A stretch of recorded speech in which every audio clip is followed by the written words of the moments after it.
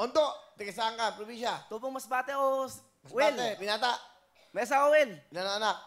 Isa pa lang, Will. Ano trabaho mo sa construction? Isa po ang karpentero, Will. Karpintero. Magkano sweldo ng karpintero? 537, Will. Minimum. Opo. Ba't ka sumali dito sa Wawawin?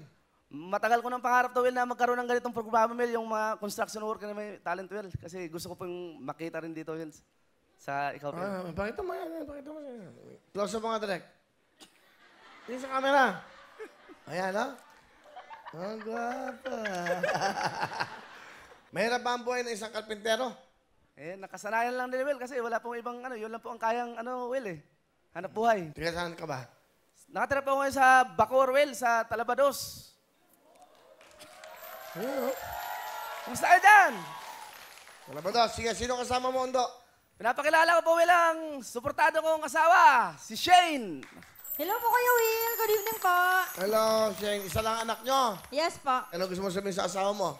Masasabi ko po dyan, Dada, thank you po kasi kahit sa lahat ng pinagdaanan natin, bagyo, sunog, na natili ka pa rin matibay para sa pamilya natin.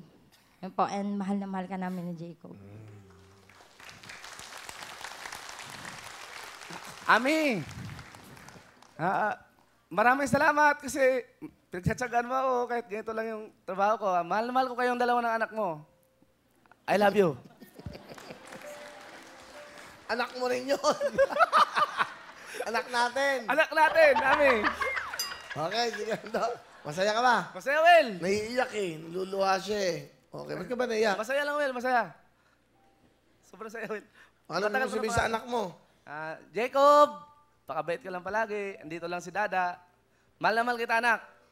Gagawin ni Dada para sa'yo lahat.